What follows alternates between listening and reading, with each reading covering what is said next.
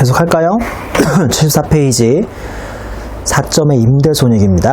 임대손익은 표에 보시는 것처럼 양가로 1번 당기는 원칙인 약정서상, 약정이라 하면 보통 계약서를 생각하시면 돼요.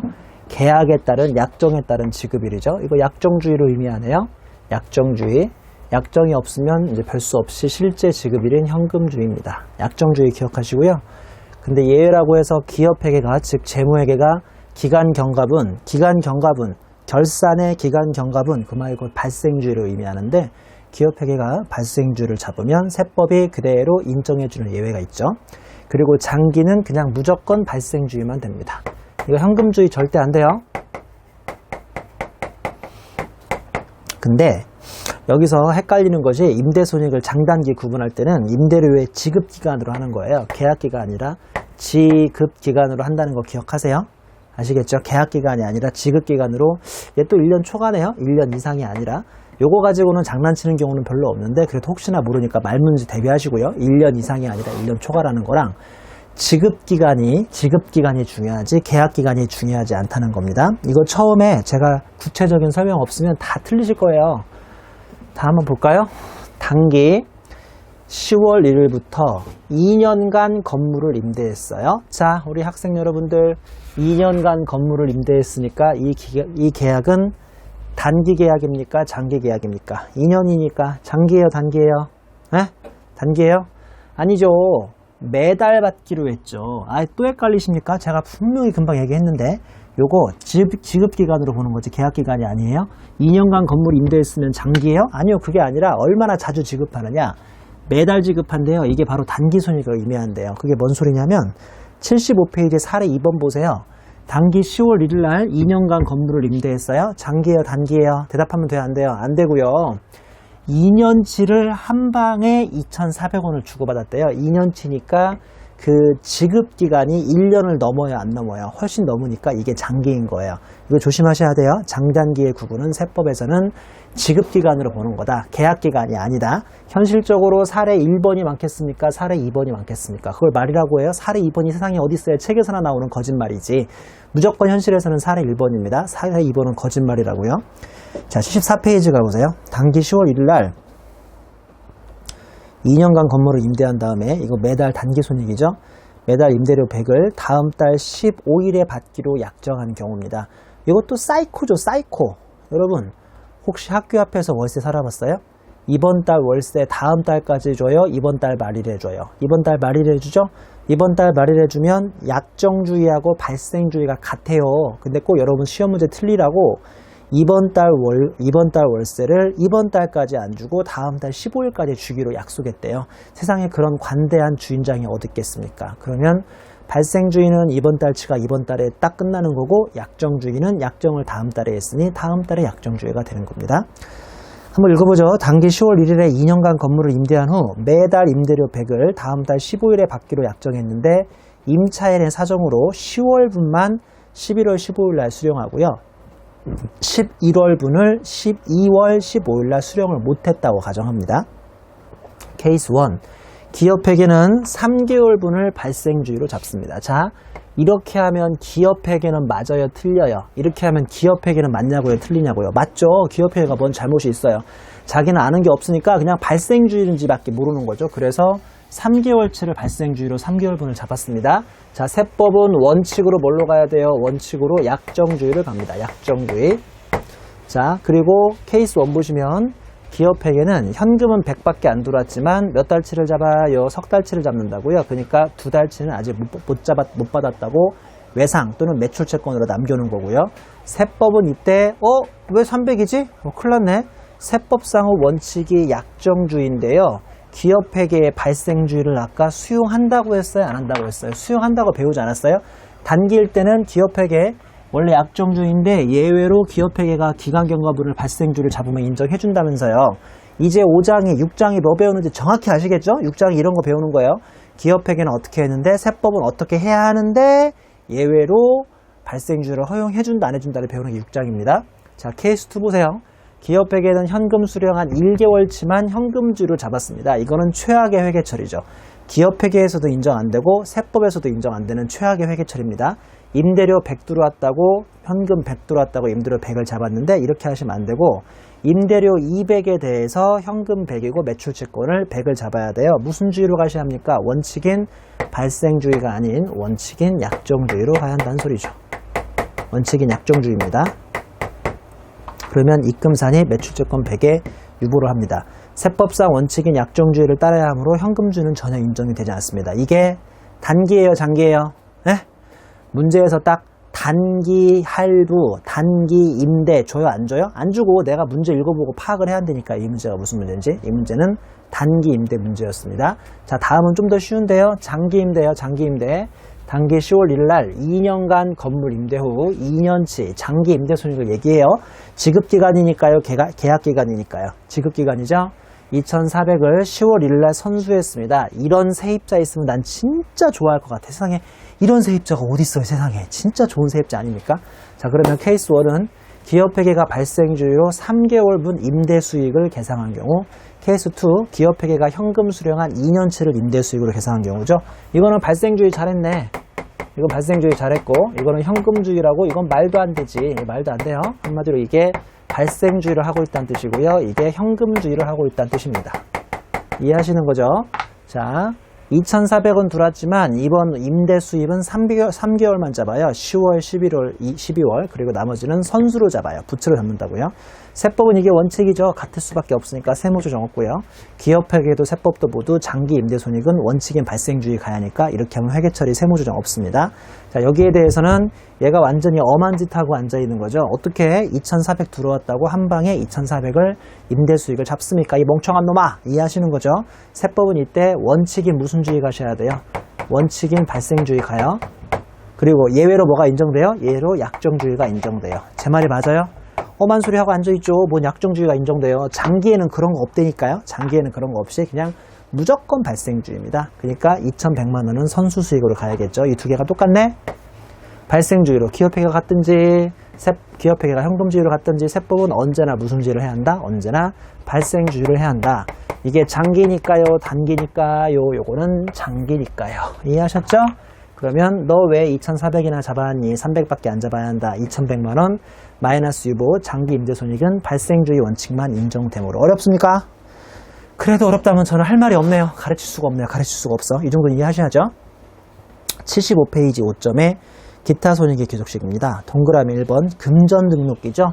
앞으로 세법책에서 금전 등록기가 나오면 영세상인의 표상이라고 생각하시면 되겠습니다. 웃어야 할지 울어야 할지 모르겠지만 금전 등록기가 뭐냐면요. 왜 우리 조그마한 슈퍼나 학교나 슈퍼 가게 가면 내가 아줌마 비타오백 얼마예요? 500원. 그럼 내가 아줌마한테 1,000원짜리를 주면 아줌마가 자리에 앉아가지고 뭐 금고 같은 거 땅 엔터 같은 거 치면 뭐 금고문이 착 스르륵 하고 열리면서 아줌마가 이렇게 1,000원짜리 들어가지고 이렇게 꽂아놓고 쓱 닫는 거 있잖아요. 그러면 여기에 막 이렇게 꼬여가지고 흰 종이 꼬여있는 거 못 봤어요? 못 봤으면 별 수 없고, 난 옛날에 많이 봤는데 요새는 이거를 금전 등록기라고 해서요. 금전 등록기라 하면 영세상인의 표상을 얘기합니다. 자, 한번 읽어보죠.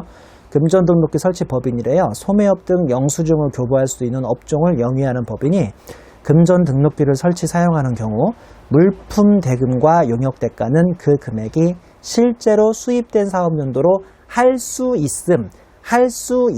이 할 수 있음 가가지고 몇 년을 장난쳤습니다. 시험 문제가. 할 수 있음. 이거 해야 한다 아니에요. 이거는 강제 규정이 아니라 선택 규정입니다. 현금주의를 선택할 수 있어요. 할 수 있음 가지고 과거에 3번인가 시험에 나왔어요. 선생님들 그렇게 시험 내시면 안 돼요. 출제 교수님들 정말 참 얍실하게 시험 내시는데 할 수 있음. 자, 저는 이게 얍실하다고 생각하지 않거든요. 정확히 이해하신 분한테는 이건 말장난이 아니에요. 세법은 문장 하나하나가 매우 민감하기 때문에 정확히 문장을 해석하셔야 합니다. 자, 나 지금 학교 앞에서 슈퍼하고 있어요. 근데 금전 등록기라고 되게 영세해요. 오늘 우리 학교 앞에 12월 31일인데 고시생 김씨가 와가지고 아저씨 음료수 하나만 주세요. 내가 얘기해요. 아이고 우리 김씨 학생 오늘도 공부하나 보지? 예, 아유 연말이 어딨어요. 공부해야지. 시험도 얼마 안 남았는데. 그래 열심히 공부해. 이 친구가 나한테 뭐를 사가느냐? 정신 차려! 그게 뭐더라? 뭐지 그거? 나 어제도 마셨는데. 청춘 차렷 레드불스인가? 아닌데 뭐더라? 그거 있잖아요. 그거 마시면 다 이렇게 에너지 드링크 있잖아요. 에너지 드링크를 1,000원짜리를 사가요. 그래서 이 김씨 학생이 나한테, 슈퍼주인한테, 아저씨 제가요 급히 오느라고 지갑을 안 가져왔어요. 내가 이 학생한테 뭐라고 그랬어요? 나 자네 잘 알지. 지금 학교에서 5년째 공부하고 있잖아. 공부 진짜 오래 했네. 장수생이네. 내일 와, 내일. 1월 1일 날 내일 와. 그래서 오늘은 외상으로 사가요. 외상으로 사가고 내일 이 학생이 현금으로 결제합니다. 자, 나 영세상인은 발생주의 이런 거 알아요? 몰라요? 모르잖아요. 그러니까 오늘 원래는 인도 했으니까 인도주의에 의해서 오늘 매출 잡아야 하는데 잘 모르고 귀찮아겠으면 언제 잡으시는 거예요? 그냥 2016년인 현금 들어올 때 잡아도 아무 문제가 없다는 뜻입니다. 이해하셨죠? 자, 그러면 현금주의를 해야만 하는 거예요? 현금주의를 선택할 수 있는 거예요? 현금주의를 선택할 수 있는 거예요? 현금주의를 선택할 수 있는 거지 현금주의를 해야 하는 건 아닙니다. 정 FM도를 하시려면 외상 매출액 잡으셔도 되는 거고요. 아니면 현금주의를 선택할 수 있습니다. 자, 동그라미 2번에 사채 할인 발행 차금이죠. 기업 회계 기준에 의한 현재 가치 평가하고 사채 할인 발행 차금을 무조건 삼각하는 강제 규정입니다. 여러분, 우리 교재에 제일 앞에 가보실래요? 법인세법 배우기 전, 여기 제일 앞에. 법인세법 배우기 전 제일 앞에. 여기 제일 앞에. 거기 보시면 세법의 기초 개념이라고 해서 2점 세법의 기본 가정 및 명제 그 중에 양가로 4번 세법은 현재 가치 평가를 하지 않는 것이 원칙임. 맞죠? 하지만 특례로 인정되는 경우 있음. 자, 우리 장기할부 배웠어요? 안 배웠어요? 장기할부. 장기할부 세법이 뭘로 가야죠? 인도 기준으로 가야죠 하면 틀린다니까요. 그게 아니라 명목가치 인도 기준으로 가야죠. 근데 기업회계는 뭘로 할 테니까? 보나마나 인도 기준으로 할 거니까.가 아니라 현재 가치 인도 기준으로 하니까 예외적으로 인정했어요? 안 했어요? 했던 것이죠. 이해하시는 거죠? 세법은 처음부터 현재 가치를 인정하는 경우는 매우 드물어요. 대부분 세법은 현재 가치를 할 줄 몰라요. 현재 가치가 1950년대, 60년대 세법이 처음 만들어질 때는 잘 몰랐다고 하죠. 최근 개념이니까. 그래서 세법은 원칙적으로 현재 가치를 인정하지 않고 아까처럼 장기할부처럼 매우 예외적으로만 현재 가치를 인정해준다 이겁니다. 따라오셨어요? 근데 이건 안 그래요. 페이지 75페이지 5점에 동그라미 2번 사채 할인 발행 차금이라고 해서 왜 우리 재무회계에서 뭐 100의 사채를 발행해야 하는데 할인해서 95원에 발행한 다음에 사채 할인 발행 차금 5원 잡고 매년 그 상각해서 올라가는 거 있잖아요. 그거 세법에서 인정됩니까? 안 됩니까? 인정됩니다. 세법에서 이건 인정돼요. 왜 그런지까지 아실 필요 없는데 뭐 굳이 왜 그런지 궁금하시다면 세법에서는 금융성격이 있는 것은 현재 가치를 인정해주기 때문에 요거는 인정됩니다. 요거는 원칙적으로 인정되고 무조건 이렇게 해야만 합니다. 그 다음에 동그라미 3번에 자산 유동화 배서 양도음은 그렇게 중요하진 않은데요. 다음에 해당되면 기업회계 기준에 의한 손익 인식 방법을 따르라고 해서 첫 번째 땡마크 자산 유동화에 관한 법률에 따라 보유자산을 양도하는 경우, 두 번째 땡마크 매출 채권 또는 받으러움을 배서 양도하는 경우 이거 기업회계 그대로 따라가시면 됩니다. 무슨 말씀인고 하니 76페이지에 줄 1번 보시면 어음 할인에 대한 기업회계 손익 인식 방법이라고 해서 이런 거 배우지 않았어요? 제가 기억하기로 중급회계 좀 앞쪽에서 배웠는데 3장인가 4장에서 동그라미 1번 양도자가 금융자산의 소유에 따른 위험과 보상을 대부분 이전해 가시면 매각거래로 보고요. 즉 매출채권 처분 순순이 잡히고 동그라미 2번 이 이외의 경우는 차입거래로 보는데 이자 비용 잡히거든요. 금방 배운 어음 할인에 대한 기업회계 손익 인식 방법을 세법도 그대로 따라간다는 뜻입니다. 넘겨보시면 동그라미 4번 개발 완료 전 취소된 개발비입니다. 그러니까 제약사가 신약 같은 거 개발하려고 막 개발비를 자산 잡았다는 소리예요? 비용 떨었다는 소리예요? 막 자산 잡고 있다가 막판에 취소가 돼버린 겁니다. 그러면 내용을 보시면 개발비 등 무형자산이 도중에 개발에 취소가 됐으면 지금까지 잡아놨던 자산을 다음 요건을 갖춘다면 한 번에 그냥 비용으로 없애버릴 수 있어요. 그러니까 무슨 말씀이냐면 지금까지 막 자산을 잡은 거예요. 개발하면서 신약을 막 개발하면서 우리는 이 개발이 성공할 줄 알았죠. 그래서 막 자산을 잡았어요. 개발비를 막 잡은 거예요. 개발비를 처음에 현금 10 나갈 때 막 10 잡고요. 또 30 더 나가니까 막 30 잡고요. 또 막 60 더 나가니까 60을 잡아가지고 막 쭉 잡아왔어요. 이렇게 쭉 잡아왔는데 갑자기 이 개발 활동이 중단이 돼버렸습니다. 중단이 돼버리니까 아휴 어떡하냐 가슴이 쓰려가지고 개발비 있잖아. 100 없애고 여기다가 비용, 송금을 잡자. 비용, 송금. 자, 이렇게 함부로 잡으면 세법이 송금이 커지는 걸 좋아합니까? 싫어합니까? 싫어하잖아요. 그러니까 원래는 송금 불산입을 하게 되어 있는데요. 이 두 가지 요건을 모두 만족하면 세법도 송금 인정을 해주기로 했습니다. 이걸 송금 인정해주기로 한 거예요. 자, 내용을 볼까요? 첫 번째 땡마크에 해당 개발로부터 상업적인 생산 또는 사용을 위한 해당 재료, 장치, 공정, 시스템 또는 용역을 개선한 결과를 식별할 수 없을 것. 가슴 아프죠? 쭉 나름대로 개발활동 하다가 갑자기 개발성이 없어가지고 기업회계가 비용 떨어버리면 세법도 송금으로 이걸 이쪽으로 없애면서 비용 떨면 세법도 송금으로 인정해주기로 한 거예요. 그 다음 땡마크 해당 개발비를 전액 누가 먼저 비용으로, 누가 먼저 송금으로, 기업회계가 먼저 비용이나 송금으로 계산을 했어야 합니다. 동그라미 5번은 보험차익이죠. 보험차익은 보험금의 지급이 확정된 날. 동그라미 6번은 조세의 환급금의 이자인데 취소 결정이 확정된 날. 가로 열고 통지를 유효하는 경우에는 통지를 받은 날. 그 다음에 동그라미 7번이죠. 파생상품의 거래로 인한 손익은 계약 목적물 인도 없이 목적물 가액만 변동하면 차액만 정산하기로 한 파생상품인데요. 이게 전형적인 파생상품의 정의죠. 차액만 정산하면 되는데 그 차액만 정산하는 파생상품 거래 손익은 바로 대금 결제일이 파생상품 거래로 인한 손익의 귀속식이고요. 동그라미 8번의 관세 환급금, 수출과 동시에 관세 환급금이 확정돼 버리면 수출 완료일이고요. 그 다음 땡마크, 그 이후의 경우는 환급금의 결정 통지일과 환급일 중 빠른 날이 되겠습니다. 동그라미 9번 차액보상형 또는 현금결제형 주식선택권은 주식선택권을 행사하는 사업연도가 바로 송금이 되고요. 동그라미 10번에 조세는 신고납부 조세는 신고일, 부과받는 조세는 고지일, 그 다음에 인지세는 문서에 처병한 날, 처병이라 하면 붙여서 사용하는 날을 처병이라고 합니다. 우리 왜 운전면허 시험 가면 이렇게 수입 인지 같은 거 붙여가지고 붙이는 거 있죠? 풀로 딱 붙이는 날, 그게 바로 처병한 날이 됩니다. 참고로 동그라미 9번에 차액보상형 주식선택권이 좀 이해가 안 되실 텐데 그게 주 2번에 있습니다. 주 2번은 주식매수 선택권의 세법상 귀속식인데 이건 1회독 타픽은 아니에요. 2회독 이상 하셨을 때 세무회계에서 공부하는 건데 그 이유는 뭐라면 여러분들이 주식선택권, 소위 스탁옵션이라고 하는데 스탁옵션의 회계 처리를 다 까먹었기 때문입니다. 이거는 회계 처리만 이해하시면 세법은 거저먹어요. 저를 믿어보세요. 회계 처리만 이거는 이해하면 세법은 거저먹는데 가운데 수로 볼까요? 현금결제형 주가 차액보상형이라고 해서 왜 우리 기업회계에서 약정용역 제공기간 이런 말 들어봤어요? 기억나요? 약정용역 제공기간은 몇 년입니까? 3년이죠? 이게 뭔 뜻이냐면 내가 외부에서 전무나 상무 등의 동종업계 라이벌 본부장 하나를 스카우트 해온 거예요. 근데 이 사람한테 3억이나 5억 연봉을 많이 주고 싶은데 우리 회사에 있는 다른 본부장들은 연봉이 1억밖에 안 되는 거예요. 그럼 이 사람은 형평성 때문에 1억만 연봉을 주는 것처럼 사인 계약을 해야 돼. 앞으로 3년 동안 열심히 근무해서 약정된 용역 제공 기간을 채워주면 내가 3년 후에 보너스를 주는 거죠. 그 보너스를 가운데 세로에 있는 현금 결제형으로 줄 수도 있고요. 오른쪽 세로에 있는 신주 교부형으로 줄 수도 있습니다.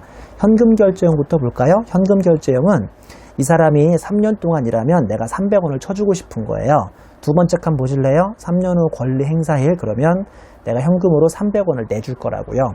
그러면서 차변에 뭐를 없애냐면 장기 미지급 비용이라는 부채를 없앨 겁니다. 즉 3년 후에 300을 주기 위해서 첫 번째 칸 올라가시면 매 결산할 때마다 3년 동안 장기 미지급 비용 100, 그 다음에 주식 보상 비용 100을 잡게 돼 있어요.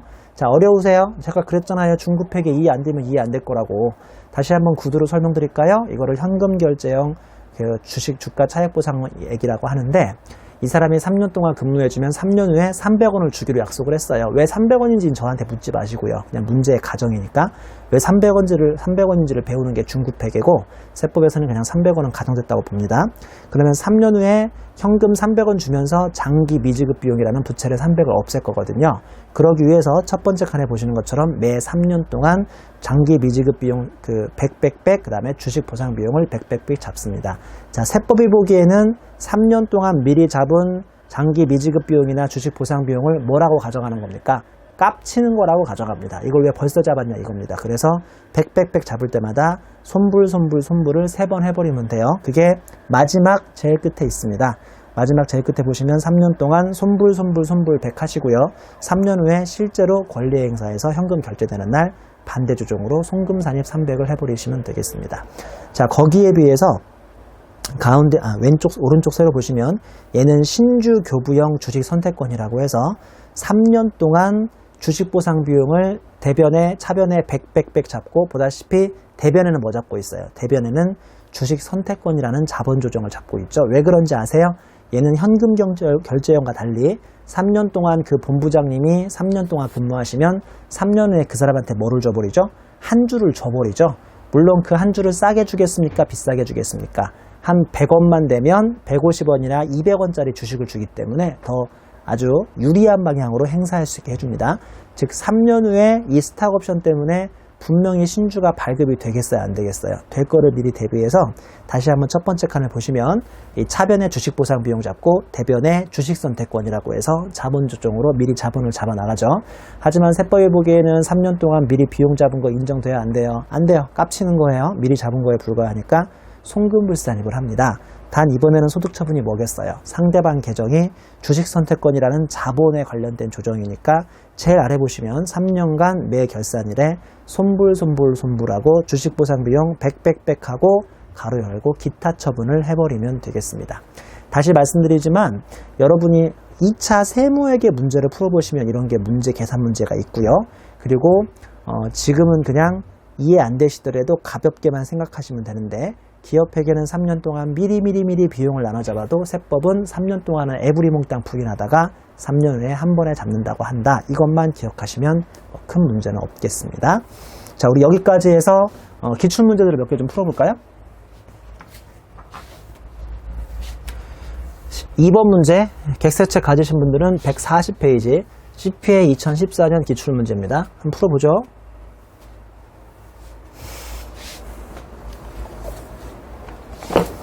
(140페이지) 다음은 영리내국법인이에요. 영리내국법인 주A인데 얘가 중소기업이라는 건 꼭 기억하셔야 합니다. 중소기업 14개 사업연도에 할부 판매에 관한 자료이다. 자, 할부 판매는 원칙이 뭐죠? 원칙은 명목가치 인도 기준입니다. 하지만 예외 2개로 기업회계가 만약에 기업회계가 했다면 특례 1, 예외 1로 현재가치 인도 기준 특례 2로 회수기일 도래 기준입니다. 제 말이 맞죠? 아니요. 엄한 소리 하신 거예요. 제발 그렇게 해서 틀리지 좀 마시라고요. 할부 판매면 뭐부터 구분하셔야 돼요? 그게 무슨 판매인지, 장기 할부인지 단기 할부인지 구분해서, 제가 지금 구두로 한 것은 장기 할부일 때만 그렇고요. 단기 할부일 때는 그냥 인도주의입니다. 인도주의. 자, 그리고 또 하나 있죠. 장기 할부라고 가정하고 기업 중소기업으로 가정하면 기업회계가 특례 1이나 특례 2를 먼저 하지 않았어도 심지어 세법만 뭐를 할 수 있다? 특례 2인 회수기일 도래 기준 할 수 있는 겁니다. 이해하시죠? 자, 할부 매출에 대한 세무 조정이 14기 각소에 미치는 영향으로 옳은 것은 양가로 1번 모든 할부 판매는 인도일에 속하는 달의 말일부터 매월 100만원씩, 이번 달 말부터 100만원씩 할부기간에 걸쳐 대금을 회수하기로 약정했으며 그 약정은 다음과 같다. 지금 보시는 게 회수기일, 약정한 회수기일이죠. 자, 제품 인도일은 2015년 11월, 제품 인도일은 15년 3월. 총 판매 대금은 1000만원, 2000만원. 얘는 10개월, 20개월. 실제 14기 대금 회수액은 11월, 12월 2달이니까 200만원. 얘는 3월부터 12월까지니까 1000만원. 표는 문제 없네. 자, 거래일을 소위 뭐라고 부릅니까? 장기할부라고 불러요? 단기할부라고 불러요? 단기할부죠? 세법은 무조건 무슨 주의죠? 인도주의입니다. 근데 기업회계는 무슨 주의로 했어요? 현금주의로 했죠. 이 무시가 우리는 더하기 얼마 하시면 됩니까? 인도주의로 1000만원을 오늘 인도했으니까 오늘 한 방에 인식하시라고요.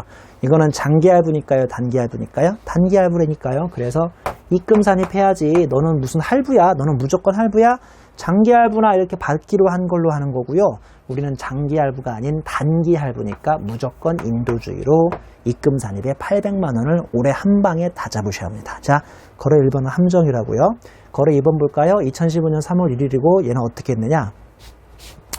거래 1에 대해서 대금 회수액을 회수일에 각각 매출액으로 계상했다. 이거 안 돼. 현금주의 안 돼요.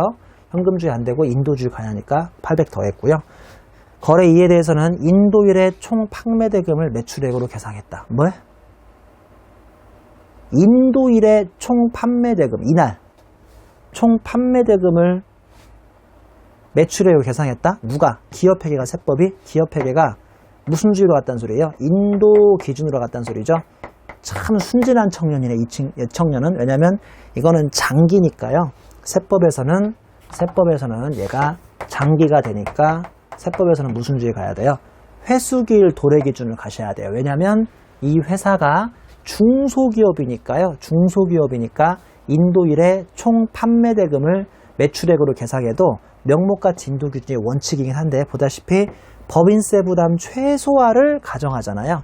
법인세 부담 최소화를 가정하니까 중소기업은 기업회계가 어떻게 했든지에 관계없이 원하시면 원칙은 인도 기준이니까 똑같죠. 얘랑 명목가치 인도 기준이지만 똑같지만 이게 원칙이고, 예외로 뭐가 인정돼요? 예외로 특례1 현재가치 인도 기준, 특례2 회수기일 인도 기준이 인정되죠.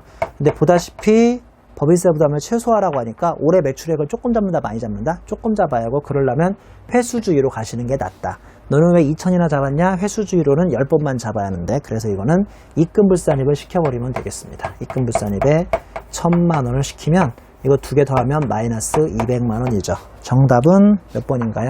정답은 5번이죠. 이 참 좋은 문제예요. 요새 많이 나오고 있는 좋은 문제라고요. 다시 한번 강조하지만 요새 시험 문제에서는 뭐가 많이 나오냐면 중소기업이 기업회계가 어떻게 했든지에 관계없이 원하신다면 세금 조금 내려면 뭐를 할 수 있다? 회수기일 도래 기준을 할 수 있다는 거 가지고 요새 아주 문제가 많이 나오니까 꼭 정리하셔야 돼요. 자, 다음 문제는 3번 문제인가요? 법인세법상 손익의 귀속시기에 대한 설명이다. 옳지 않은 것을 물어봤습니다. 1번, 중소기업인 법인은 장기 할부 조건에 따른 수익 인식 방법과 관계없이 회수하였거나 회수할 수 있는 금액, 즉 이게 바로 회수기일 도래 기준을 중소기업 결산 방법과 관계없이 가능하죠. 이 문장이 진짜 여러 번 나온다고 요새. 이거 진짜 출제자들이 좋아해요. 이거 정말 좋아하니까 기억하셔야 돼요. 어떻게 했는지와 관계없이 가능합니다. 동그라미 2번, 금융보험업 이해법인 일반적인 법인이구나. 이런 법인은 원천징수되는 이자를 해당 사업연도 수익으로 계상한 경우 이를 입금으로 보지 않으나 이미 경과한 기간에 대해서, 즉 발생주의, 이미 경과한 기간에 대응하는 이자를 당해 사업연도에 손금으로 계상한다면, 즉 이자 수익은 안 되지만 미지급 이자는 이자 비용으로 인정된다, 안 된다? 된다니까요. 돼요. 아주 좋은 문장입니다. 이자 수익은 원천징수되는 것은 발생주의 안 되고요. 이자 비용은 원천징수가 되든 안 되든 원하시면 발생주의로 송금 인정 가능하다. 동그라미 3번, 임대료 지급기간이 1년을 초과? 이게 지금 장기를 얘기해요, 단기를 얘기해요? 지급기간이 1년을 초과하니까 장기임대입니다. 장기임대. 이런 경우 이미 경과한 기간이니까 무슨 주의를 의미하는 겁니까? 발생주의를 의미하는 거죠. 발생주의에 대응하는 임대료 상당액과 비용을 각각 해당 연도에 입금과 송금으로 한다. 너무나 자연스러운 문장이네요. 장기임대는 무조건 발생주의 하셔야 하니까요. 동그라미 4번, 법인이 빚이 기장한 장부가 당해 사업연도 종료일까지 실제 소요된 총 공사비 누적액 또는 작업시간 등을 확인할 수 없어요. 이거 제가 아까 무슨 불비라고 했죠? 기장불비라고 했죠? 기장불비는 무슨 주의를 무조건 가야죠? 완성주의를 선택할 수 있는 거예요? 무조건 가야 하는 거예요? 강제 규정이죠? 완성주의 강제. 경우 추계조사 방법에 의해서 계산한 수익과 비용을 각각 해당 사업연도 입금과 송금에 산입하는 게 아니라 추정해서 미리미리 입금과 송금에 산입하는 게 아니라 이때는 무조건 완성주의 강제로 가셔야 하기 때문에 4번이 틀린 문장, 4번이 정답이 되겠습니다. 틀린 문장. 5번, 사업연도 종료일 발생하여 회수되지 않는 외상 매출에 대해서 매출 할인을 적용하기로 했어요. 아까 사례로 풀었죠. 팔자마자 12월 말에 합니까? 내년 1월 7일에 정말 10일 안에 들어오면 합니까? 들어오면 하라고 했죠. 결산상 순액법으로 했어요. 엄한 소리 하고 있네. 순액법을 왜 합니까? 아직은 그냥 총액으로 100을 잡고 나중에 1월 7일날 진짜 빨리 들어오면 그때 이원 돌려주기로 했잖아요. 순액법 위에서 회계 처리한 경우 동 매출 할인은 매출한 사업연도에 입금에 더해야죠. 2원을. 왜 처음부터 98원을 잡아요? 그러면 안 되지. 2원을 더하셔야 하는 거예요. 이해하셨어요? 어려워요? 잘 생각해 보세요. 이런 문제가 전형적인 6장의 기출문제입니다. 말문제로 막 귀속 시기를 얘기하고 하면 우리가 머릿속에 금방 이게 무슨 거래인지 캐치하셔서 원칙은 뭐고 특례 뭐까지 인정되는지를 머릿속에 완전 왔다 갔다 하셔야 합니다. 자, 이번에는 147페이지입니다. 10번 문제. 외국법인의 손익의 귀속사업률에 대한 설명으로 옳지 않은 것은 CTA 2010년 기출문제인가 봐요. 동그라미 1번. 또 나왔네. 동그라미 1번. 매출 할인을 하는 경우 매출 할인 금액은 상대방과의 약정에 의한 지급기일 맞죠? 내년 10일째 되는 날 약정에 의한 지급기일에 지급기일이 정해지지 않았으면 그냥 지급한 날에 속하는 사업연도에 매출액에서 차감하는 게 맞고요. 2번 부동산 매매업을 영위하는 법인이 재고자산인 부동산을 판매하는 경우 아까 말씀 나왔죠? 자, 원래 부동산은 재고자산입니까? 유형자산입니까? 당연히 유형자산이에요. 자, 근데 부동산 매매업자가 가지고 있는 재고자산인 부동산은 세법에서는 뭘로 보기로 했죠? 세법에서는 뭘로 봐야 돼요? 세법에서는 일반적인 부동산으로 봐야 합니다. 이거 재고로 보면 안 돼요.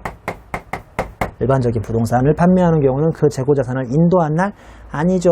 이거는 기업회계에서나 가능하겠죠. 기업회계에서는 요거를 부동산으로 안 보고 재고로 보니까. 하지만 세법에서는 재고가 아니라 부동산이니까 뭘로 가셔야 합니까? fast, in, 사, 대, 소로 가셔야 돼요.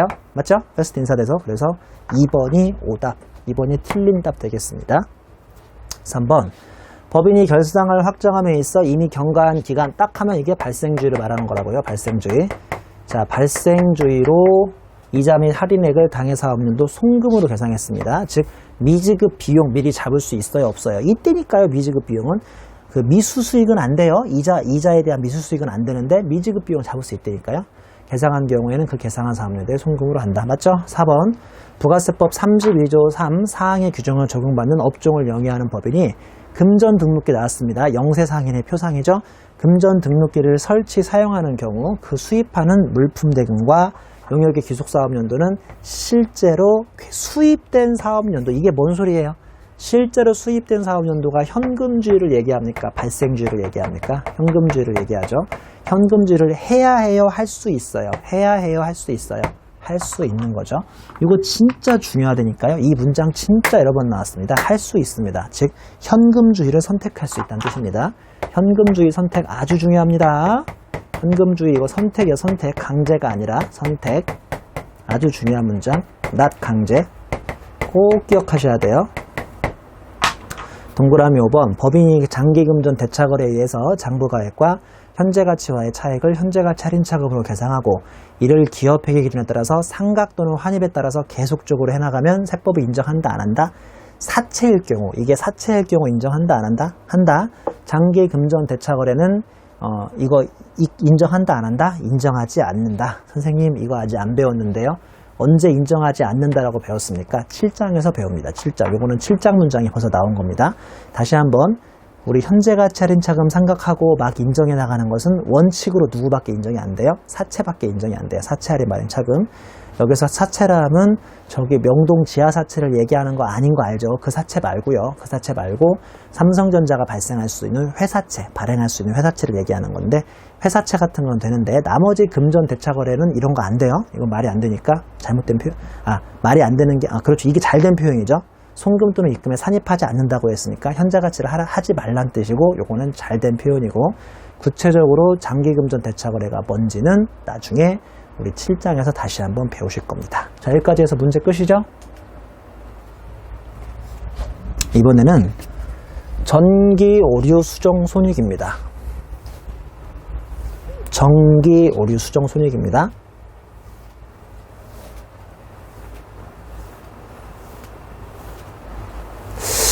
이렇게 하시면 좀 될 것 같아요. 이렇게 생각하시면 지금부터는 보너스 원샷, 즉 챕터 6.1까지 해서 원래 6장은 끝나도 괜찮아요. 6장의 제목이 뭐죠? 손익의 귀속식이죠. 여기까지 해서 끝나도 괜찮은데 77페이지 6.2에서는 보너스 원샷, 전기 오류 수정 손익의 귀속식이라고 해서 보너스 원샷인데 이거 참 학생들이 어려워하죠. 제가 보기에는 어려워할 게 없는데 여러분 제가 지금부터 세상에서 제일 쉽게 전기 오류 수정 손익을 설명해 드릴 텐데 그래도 이해 안 되시면 내가 보기에 이 표가 어려워서가 아니고요. 여기가 어려워서요. 여기가. 그 밑에 있는 주. 자, 우리 밑에 있는 주부터 빨리 공부하고 위에 표로 올라가자. 밑에 있는 주부터. 잘 보세요. 기업회계에서는 당기에 발견한 전기 오류를 당기의 수정회계 처리를 통해 손익거래 또는 자본거래로 할 수 있습니다라고 되어 있죠. 둘 중에 하나 선택할 수 있습니다. 손익으로 보낼지 자본으로 보낼지. 참고로 요 참고 주는 지금 저한테 처음 배우시면 큰일 나는 거예요. 이거 중급회계에서 배워요. 혹시 중급회계에서 회계변경과 오류수정이라는 챕터를 배웠어요? 대답하기 싫어요? 싫겠지. 기억이 하나도 안 나니까. 내가 그랬으니까 알지. 저 예전에 공부할 때 회계변경과 오류수정 무슨 말인지 하나도 못 알아들었어요. 아마 제가 기억하기로 중급회계에서 회계변경과 오류수정이 꽤 뒤에 나올걸? 지금도 뒤에 나오지 않아요? 그러니까 앞에 내용도 몰라가지고 꾸역꾸역 강의를 들었으니 회계변경과 오류수정은 이해할 리가 없지. 저는 그랬었어요. 실제 이해 하나도 못했거든요. 자, 제가 중급회계를 다시 해드릴게요. 중급회계. 손익거래 또는 자본거래로 선택할 수 있습니다. 이거 선택할 수 있어요? 손익거래라든지 자본거래로 선택할 수 있어요. 자본거래로 선택할 거면 무슨 처리해야죠? retained earning. 이거 이익잉여금의 약자예요. retained earning. retained earning은 원래 유보이익을 의미하는데 영어에서는 retained earning이라고 하고 우리 기업회계나 세법에서는 그냥 이익잉여금, 유보이익이라고 하지 않고 이익잉여금이라고 하거든요. 소위 알리라고 해요. 알리는 토요일날 저녁에 하는 KBS 불후의 명곡에 나오는 그 싱어 가수만을 얘기하는 게 아니라 retained earning을 알리라고 하는데 왜 임 선생님은 꼭 이렇게 이상한 표현합니까? 실무에서 다 배워요. 나중에 여러분 회계사 대보세 다 배우지 이거. 회계사 세무사들이 참 많이 쓰는 표현인데 알리라고 해서 이익잉여금을 얘기해요. 자, 예를 들어서 전기에 과소계상한 감가상각비팩을 당기에 발견을 한 거예요.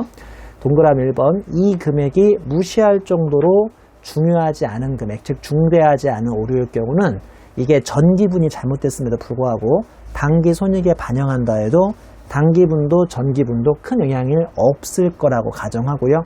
편의상 이거를 당기 손익에 반영하는데 우리 회계사 세무사들이 실무적으로 이거를 당기 손익에 묻어버린다고 합니다. 당기 손익에 묻는다. 갑자기 좀 강의가 무서워지고 있죠? 묻어버려요? 우리 조폭도 아닌데. 물어본다. 에스크 할 때 그 물어본다, 묻다가 아니라 진짜 땅에 묻어버린다고 해서 묻는다고 하거든요. 자, 예를 들어 볼게요. 이게 제발 좀 이해 좀 해보세요. 무슨 말인지. 제발 좀 이해 좀 해보세요. 무슨 말인지. 이거 쉬워요. 답답해 죽겠어요. 이거 실무 한 번만 하면 아는데. 참고로 이 답답해하고 있는 저도 5년 동안의 수험생활에 이게 무슨 말인지 알았을까요? 몰랐을까요? 나도 몰랐지 실은. 정말 민망한데 무려 5년을 공부했는데 이게 나 뭔 소리인지 몰랐다 진짜. 근데 실무 한 번 해보니까 금방 알겠더라. 난 학생들 가르칠 때 참 안타까워요. 학생들이 실무 한 번만 해보면 아는데 진짜 안타까워요. 잘 보세요. 제가 정말 말씀드렸죠. 제가 아까 약속했잖아요. 지구상에서 제일 쉽게 이거 강의할 거라고. 잘 보세요.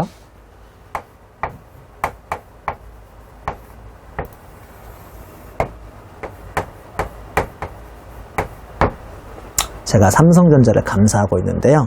13년에도 감사했고 14년에도 감사했고 15년에도 감사하고 있는 거예요. 난 지금 15년 살고 있고. 근데 잘 보세요. 우리 보통 실무에서 슈드비 금액이라고 하거든요. 슈드비 금액. 그러니까 슈드비 금액이라 하면 트루값을 얘기해요. 트루값. 진짜 이렇게 했었어야 하는 금액. 슈드비 금액. 오늘 재밌는 표현 저한테 많이 듣죠? 알리 슈드비 금액. 나중에 다 회계사 세무사 해보세요. 아마 나 생각 많이 날 거다. 진짜입니다 이거. 슈드비 금액이라고 해서 한마디로 작년에도 감가상각비를 100 잡았어야 하고 올해도 감가상각비를 1000을 잡았어야 돼요. 양년도 모두 감가상각비를 1000 잡고 1000 잡았어야 하는데 실제 회계처리 이렇게 하지 않고 실제 회계처리는 작년에 900을 잡았어요. 자, 삼성전자가 잘못한 겁니까? 공인회계사가 잘못한 겁니까? 삼성전자가 잘못했어요. 삼성전자가 일부러 잘못했을까요? 실수로 100원을 빠뜨렸을까요? 그건 알 수 없네요. 그건 알 수 없는데 문제는 뭐냐면 이렇게 삼성전자가 슈드비 금액으로 1000을 잡았어야 하는데 900만 잡은 것을 우리 공인회계사들이 작년에 감사할 때 발견을 한 거예요? 못한 거예요? 못한 거예요. 이게 문제지. 이게 문제예요. 발견을 했어야 하는데 못했어요. 그러니까 얘가 일부러 100을 못 잡았는지 덜 잡았는지 아니면 실수로 100을 못 잡았는지 그건 중요한 건 아닌데 아무튼 중요한 거는 우리 회계사들이 그걸 발견을 못했다니까요. 그래서 작년은 그냥 감가상각비가 100이 적은 상태로 그냥 끝나버렸어요. 작년 결산이. 그거를 올해야 발견했지. 그 올해 발견한 거예요. 올해 이걸 발견한 거예요. 뒤늦게. 여러분 이런 경우는 진짜 많아요. 나중에 회계사 세무사 되면 자신이 작년에 뭘 좀 잘못한 것을 다음 년도 감사 나가서 우연히 발견한 경우인데 진짜 이런 경우 많습니다. 기분이 어떨까요? 아주 묘하고요. 어디 숨어버리고 싶고요. 이걸 누구한테 얘기를 해야 하나 안 해야 하나 막 고민을 진짜 많이 합니다. 진짜면 여러분 같으면 안 그러겠어요? 내가 왜 작년에 몰랐을까? 내가 또 올해 하필이면 발견한 거예요. 그래서 이거 어떡하지 하다가 위에 있는 인차지한테 물어봐요. 저기 인차지 회계사님 왜 바빠? 회계사들이 까칠합니다. 기말에는요. 그러니까 연말연시에는 일이 너무 많아서 까칠해요. 저기 회계사님, 인차지 회계사님 왜 빨리 얘기해.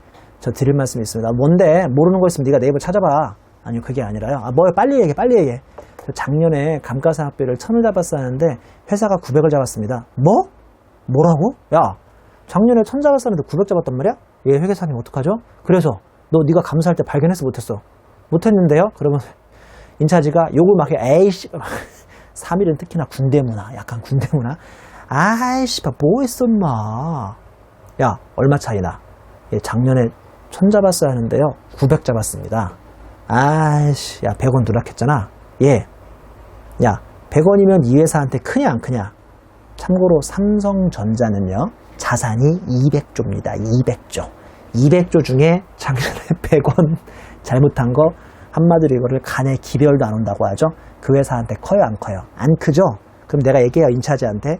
저기 인차지 선생님 이 회사는요 자산이 200조니까 100원 정도 잘못된 것은 별로 큰 것 같지 않습니다. 그러면 인차지가 나한테 뭐라고 하게 해요? 야 묻어버려 이렇게 얘기합니다. 묻어버려. 무슨 말씀이냐? 작년에 못 잡은 거 자 감가상각 누계 100을 더 잡아야 할 거 아니에요. 그러면서 원래는 감가상각비를 잡아야 돼요. 이 감가상각비를 단기에 더 잡으란 소리예요. 원래는 FM대로 전기에 더 잡아야 돼요. 원래는 전기에 더 잡아야 하잖아요. 전기에 더 잡아야죠. 무슨 말씀인지 알죠? 근데 전기는 끝났습니다. 타임머신 타고 돌아갈 수 있어요 없어요? 없잖아요. 타임머신 타고 돌아갈 수 없으니까 여기다가 그냥 전기 오류 수정 손실이라고 해서 이 감가상각비를 올해에 반영하자 전기에 반영하자. 그냥 올해에 반영하자. 야 이거 100원이 얼마 큰지도 않은데 언제 우리가 타임머신을 타고 전기로 돌아가냐라고 해서 전기 오류 수정 손실 가로 열고 손익계산서라고 쓰는 경우도 있고요. 또는 영업의 비용이라고 쓰는 경우도 있어요. 여러분 같으면 기타 비용, 기타 손익이라고 배우시겠죠? 이렇게 쓰는 게 있어요. 이해하셨어요? 근데 얘는 안 그래요. 얘는 이 금액이 무시할 정도 금액이 아니에요. 예를 들어서 이번에는 삼송전자라고 칩니다. 삼송전자인데 이 회사 전체 자산은 10,000원밖에 안 돼요. 전체 자산이 10,000원밖에 안 되는데 작년에 100원이 틀렸어요. 그러면 무려 전체 자산의 1%가 틀린 겁니다. 이거는 중대한 엄청난 오류입니다. 1%가 틀렸으면. 그럴 경우는 전기분을 이렇게 단기 손익에 묻어버리면 전기 것도 100이 잘못됐지만 올해도 손익계산서에 1000만 들어가야 하는데 단기에 묻어버리면 1100이 들어갈 거 아닙니까? 뭔 소리인지 모르겠어요? 올해도 1000, 계속 이렇게 1000이 들어가야 하는데 15년에도 1000이 들어가야 하는데 1000은 1000대로 들어가고 작년에 잘못 잡은 100을 또 올해에 반영해버리면 올해에 손익으로 1100 들어가 버리잖아요. 이렇게 하면 작년도 틀리고 올해도 또 틀리는 거예요.